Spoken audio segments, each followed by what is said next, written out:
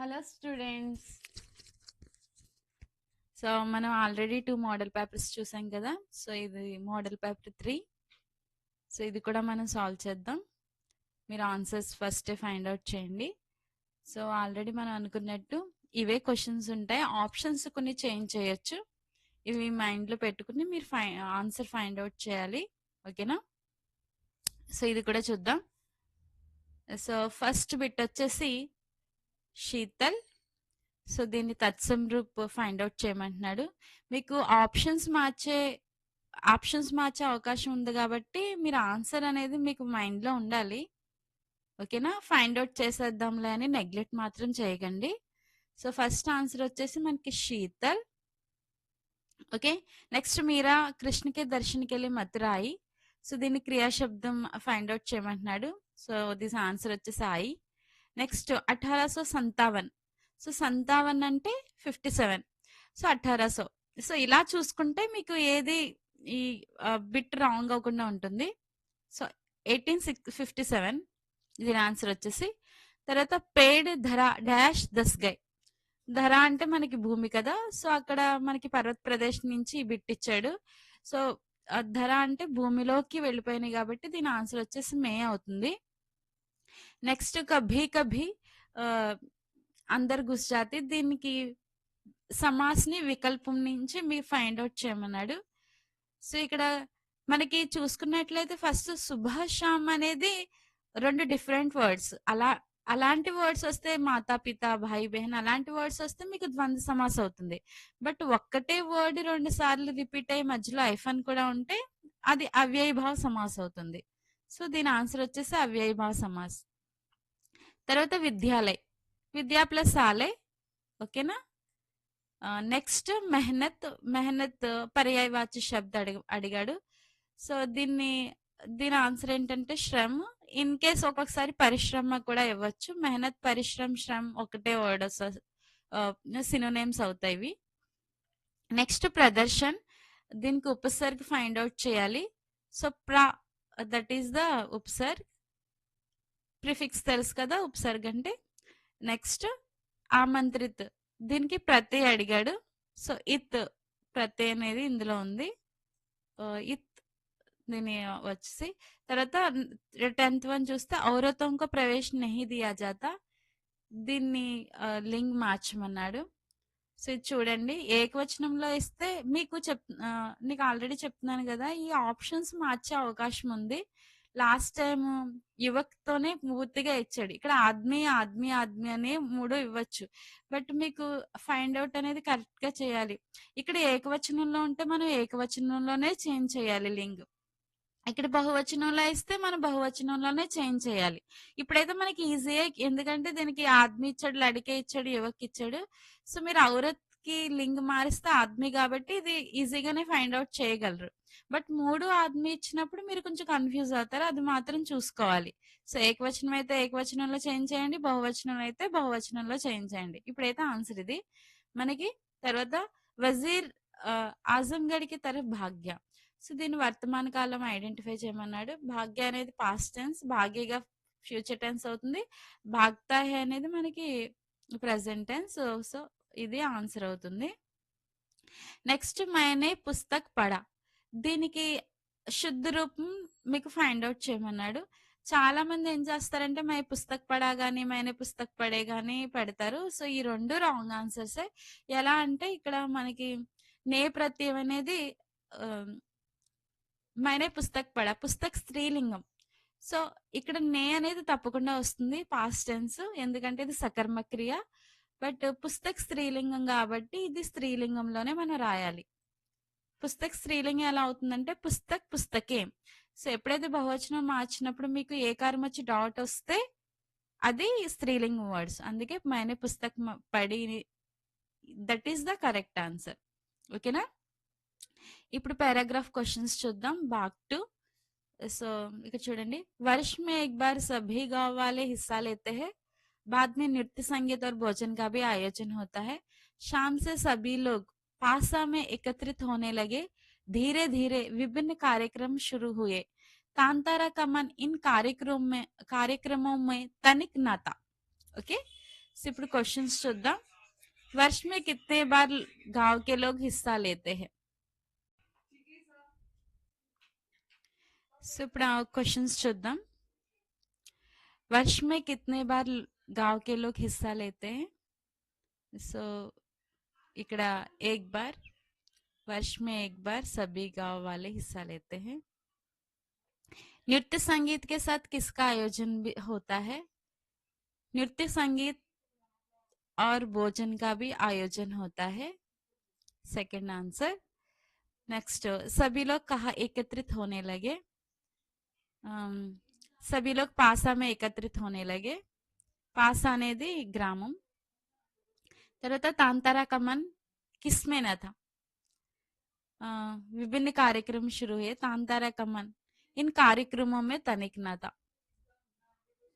Okay. Next వచ్చేసి గద్యాంశ किस part से दिया गया है? तांतारो वामेरो కథ ఫుల్ గా రాయండి, అది ఆన్సర్. నెక్స్ట్ లేకపోతే ఒక్కొక్కసారి కవి గురించి అడుగుతాడు. ఇస్ గద్యాంశ్ కే కవి కా నామ్ క్యా హై అని అడుగుతారు. లీలాధర్ మండలోయి. ఓకేనా, కవి కా నామ్. నెక్స్ట్ గద్యాంశం అయిపోయింది. ఇప్పుడు పద్యాంశం. सुबह शाम कंपनी बाग में आते हैं बहुत से सैलानी, उन्हें बताती है यह तोप कि मैं बड़ी जबर, उड़ा दिए थे मैंने अच्छे अच्छे सुरमाओं के धज्जे अपने जमाने में. ఓకేనా, ఇది కూడా తోపు గురించి ఈ పారాగ్రాఫ్ వచ్చేసి. చూడండి క్వశ్చన్స్ చూద్దాం. सुबह शाम कंपनी बाग में कौन आते हैं? సో सुबह शाम कंपनी बाग में సైలాని. సైలాని అంటే యాత్రికులు, అంటే అక్కడ చూసేవాళ్ళు, విజిటర్స్ వస్తారు అని సైలాని ఆన్సర్ వస్తుంది. అయితే last time pre final 1లో కబ్ Aathe హే, కంపెనీ బాగ్ మే లో కబ్ ఆతే హే అంటే ఎప్పుడు వస్తారు అని ఇచ్చాడు. అలాంటి టైంలో సుబహ షామ్ అని రాయాలి. అందుకే చూసుకోండి, క్వశ్చన్స్ కొన్ని చేంజ్ చేయొచ్చు. సో అవి కూడా చూసుకుని మీరు ఆన్సర్ చేయాలి. నెక్స్ట్, తోప్ క్యా బతాతీ హే కి మై బడీ జబర్. అయితే వాళ్ళకి ఏం చెప్తుందంట? బడీ జబర్ అంటే వెరీ పవర్ఫుల్ అని అర్థం. అంటే నేను చాలా పవర్ఫుల్ అని వాళ్ళకి చెప్తుంది. ఎవరికి? యాత్రికులకి. క్యా బతాతీ హే, తోప్ బతాతీ హే మై బడీ జబర్ అని రాయొచ్చు మీరు. ఓకేనా, మై బడీ జబర్, దట్ ఆన్సర్. బడీ జబర్ కౌన్ హే, అప్పుడు ఏం చేస్తారు మీరు? తోప్. ఇది థర్డ్ ఆన్సర్. సో ఇది ఆన్సర్ వచ్చేసి अच्छे अच्छे सुरमाओं के धज्जे किसने उड़ाए हैं? अगेन तोप.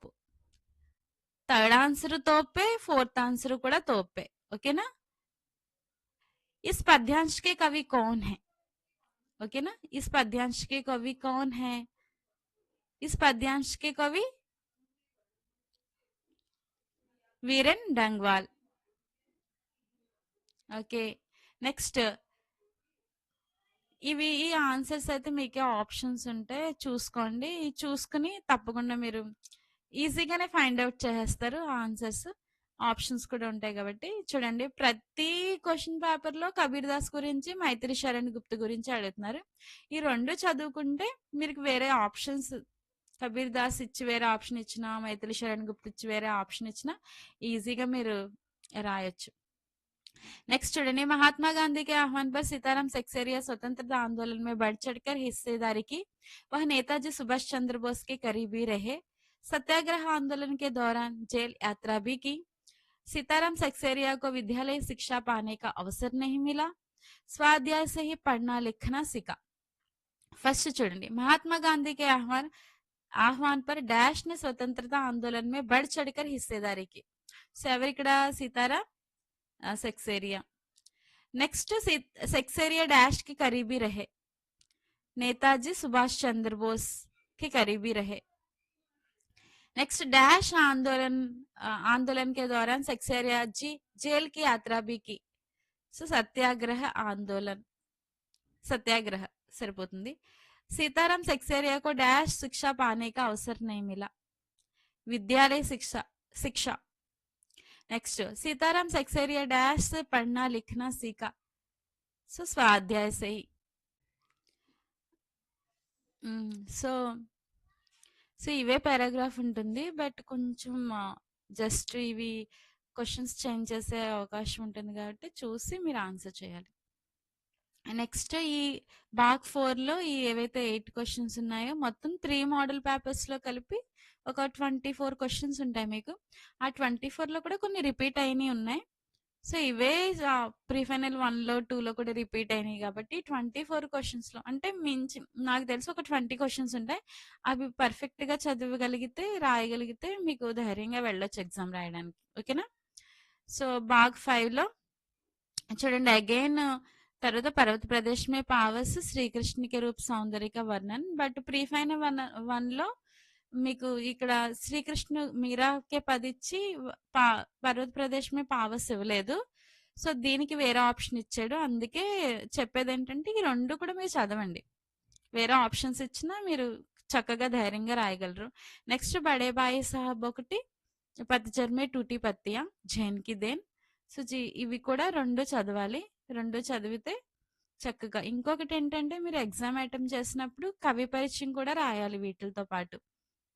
అంటే ఇప్పుడు మీరు వర్ష పర్వత ప్రదేశ్ మే పావస్ రాశారనుకోండి, సుమిత్రానందన్ పంత్ గురించి ఒక 5-6 అంటే ఒక 5-6 పారాగ్రాఫ్‌ల ఒక 3 ఓ 4 లైన్స్ పారాగ్రాఫ్‌లా రాయొచ్చు.